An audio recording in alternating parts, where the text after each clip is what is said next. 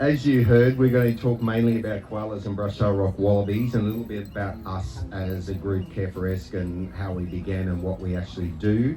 Firstly, I've just got to take this. So who's familiar and has heard that call in the bush? So we've got a few country people here. So that's the male koala, and he's just like letting people know that he's out and about. And then soon you will hear the female koala, and she could be just letting him know that she's out and about as well. So that's what she sounds like, completely different.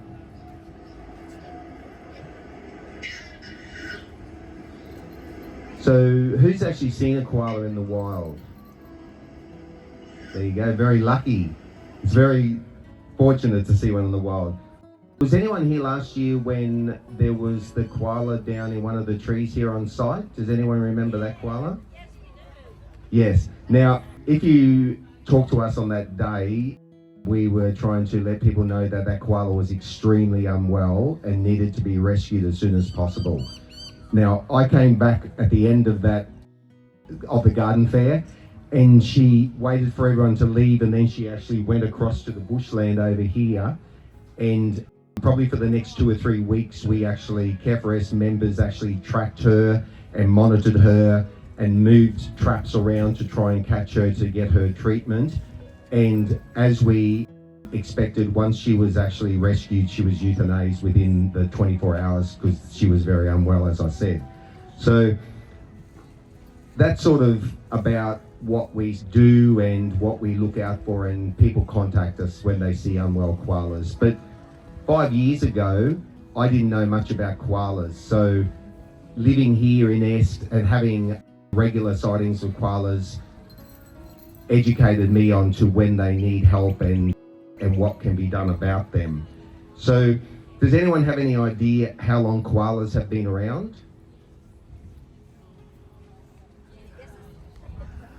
So depending on who you listen to, it's somewhere between 25 and 40 million years. So that's a long time.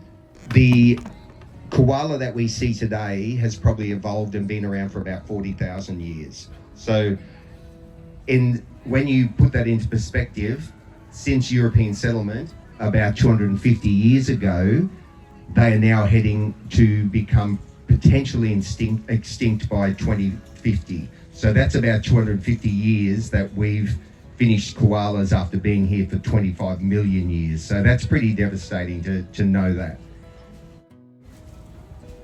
A lot of the situation, the dire situation there at the moment, is because back in the late 1800s and through to the 1920s, there was a program to hunt koalas. And in that period of about 40 to 50 years, it's estimated that about 8 million koalas were hunted.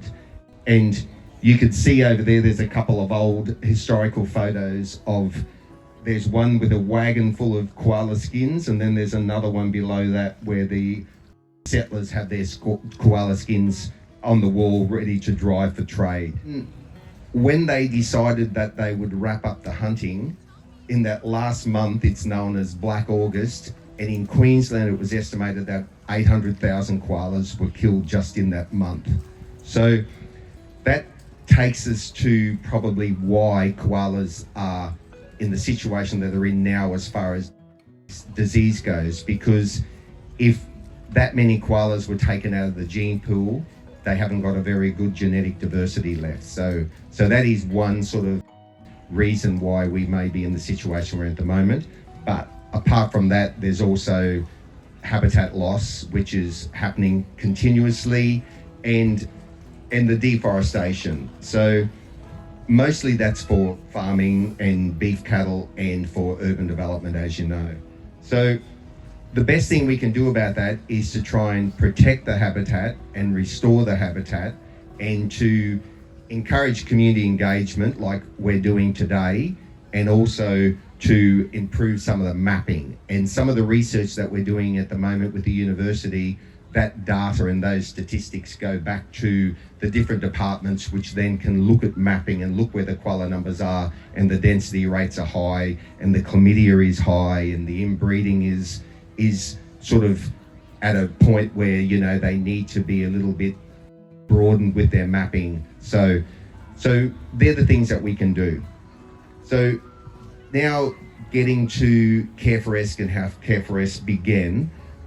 When we first moved to Esk about 5 years ago, as I said, I didn't have much knowledge about koalas. I'd seen koalas, and just like most people, you just think koalas are there and they're in the wild and they're in certain areas and they love eucalypts. But once we saw them on our property and started to take photographs and shared photographs, people said, "Oh, are you sure that koala's is well? It's got a very dirty bottom." So we then realized that chlamydia was quite a big factor, and it could be having quite an impact on the local koalas. So we set about looking for koalas, and the way we did that is we did a lot of scat searching. And when we did our scat searching, we were just basically walking around to trees that we thought were koala food trees, and we searched for the scat at the bottom, which is really laborious. But we were lucky enough to find a couple of koalas and assisted in our first rescue. And we rescued 2 koalas on that day. This was back in May 2022. One was a male and one was a female. And unfortunately, the female was euthanized that afternoon, which I found quite devastating, and realized that it was something that obviously needed to be addressed. So in the coming days, I contacted the Somerset Regional Council to come up with a plan of what we could do to help our koalas. Unfortunately, the council said they didn't have the resources or the money to do much about the koalas and the situation that they were in locally.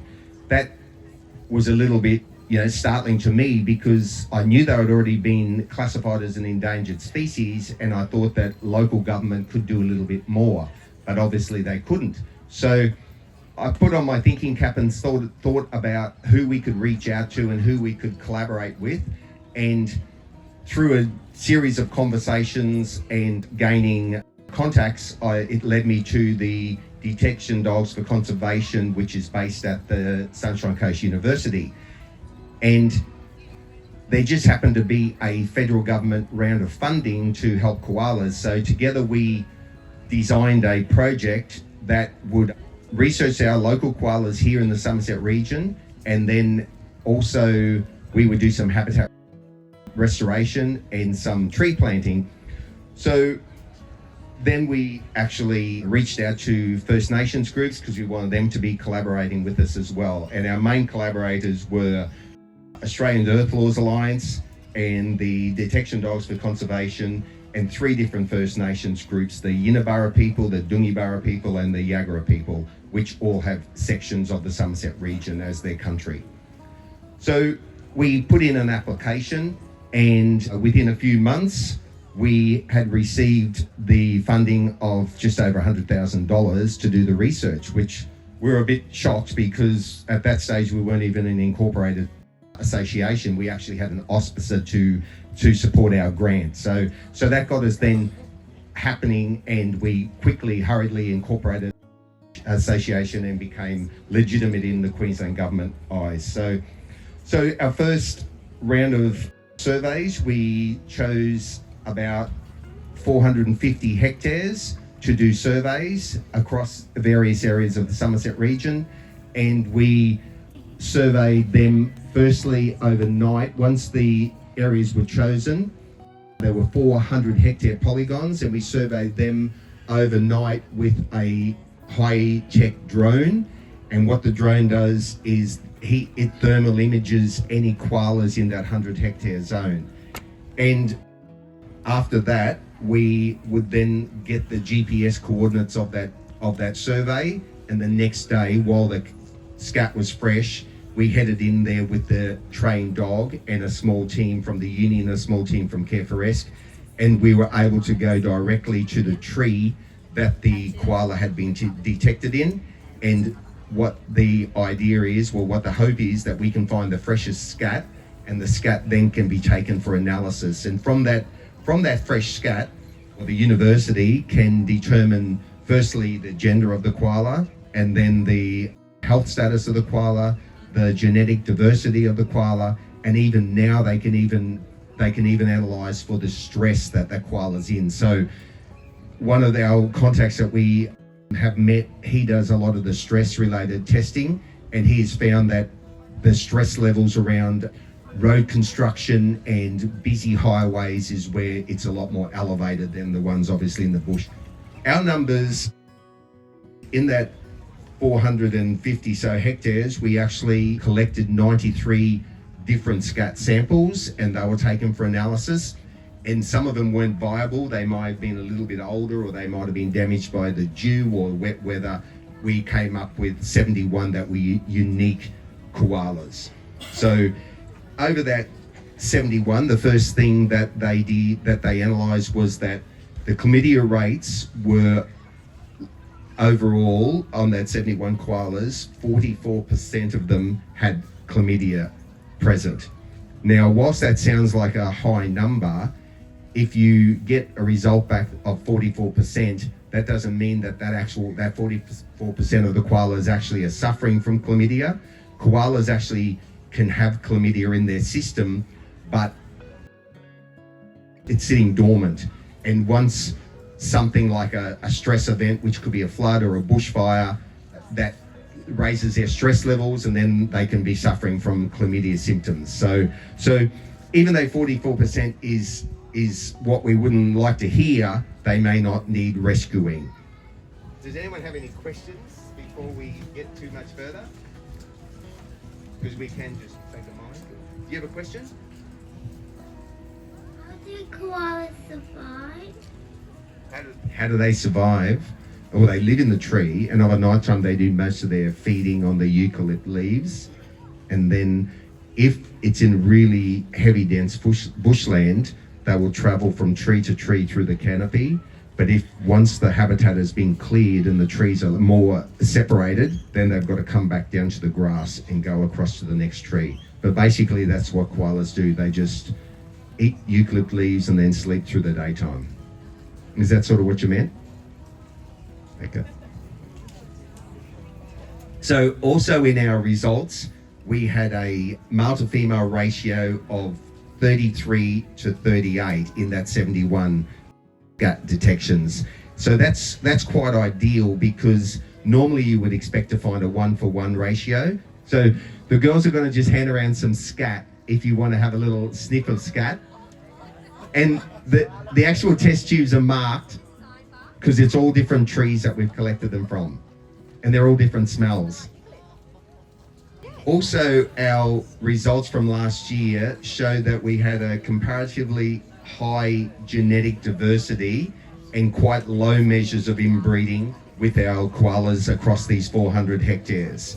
So that's in comparison to other Southeast Queensland surveys like Moreton Bay and Redlands and places like that. Another thing that might be of interest is actually how many koalas are usually found per hectare in the wild. So this was also quite startling to me, because I didn't know a lot about koalas, but I sort of thought, well, you know, you might go for a walk and see 10 or 20 koalas if it was koala land. But obviously, if that was ideal koala land, that would happen, but ideal koala land doesn't sort of occur that regularly anymore. So our surveys found that there could be as low as 1 koala for every 30 hectares and as high as 10 koalas for every 30 hectares. But all that is governed by the trees that are present and the soil types. Now getting on to what we do from a day-to-day basis. So we do koala rescues. Now, we assist other wildlife carers and rescuers. So we get a call to say someone's reported a sick koala or an injured koala, or a koala that's been hit by a car and it's lying on the highway. So we will respond as quick as we can. We'll assess the tree, and if it's a tree that doesn't interlock with other trees, like I said, if they interlock, they will travel from canopy to canopy. So then we'll go out and set a trap, and the girls will hand around a photo of a trap. And at other times, we might do a pole rescue. There's a couple photos up there of a pole rescue, and that will be if the tree's not suitable for trapping, and also if the koala needs to be brought down sooner than later. So that takes a lot of time and a lot of effort, and then you've got to check the trap all the time because you don't want the koala sitting there longer than it has to be once it gets caught. Because it costs a lot to treat and rehabilitate koalas, and there's an average estimate that every koala that gets treated for a serious infection or a vehicle strike, that is an average of about $10,000 of taxpayers' money that is taken to treat that koala.